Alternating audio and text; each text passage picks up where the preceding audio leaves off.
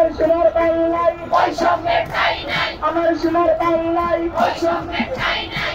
শিক্ষা মন্ত্রণালয়ের একজন যুগ্ম সচিব জনাব বরাত আহমেদ চৌধুরী স্যার উনি আমাদেরকে আশ্বস্ত করেছেন এবং আমাদেরকে বলেছেন যে আপনারা যেই যুক্তিগুলো দিয়ে যেই সমস্ত পয়েন্টের কথা বলেছেন আমরা আপনাদের কথায় সন্তুষ্ট এবং আপনাদের নিয়োগের একটি সুনির্দিষ্ট ব্যবস্থা আমরা অবশ্যই নিব।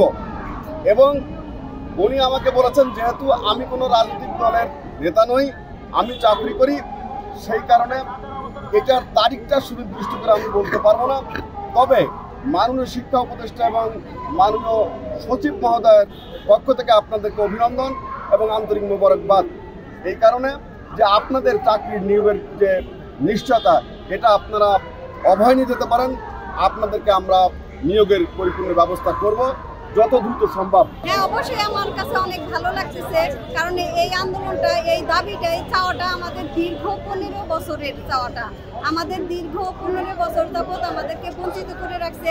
কাউকে 10 বছর, কাউকে 15 বছর, কেউ 8 বছর, কেউ 10 বছর এরকম করে অপেক্ষা করেছিল যে আমরা শিক্ষক হব। এই অপেক্ষার শেষ পরিণতি আজকে ঘটলো, এজন্য আমরা অনেক অনেক খুশি।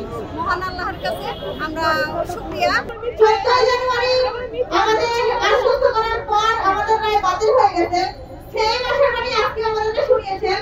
তো এমন অবস্থায় আমাদের কি করা দরকার সেটা আমাদের 6531 জনের মন্তব্যে তাদের কাছ থেকে তাদের সিদ্ধান্ত নেওয়া হয়েছে।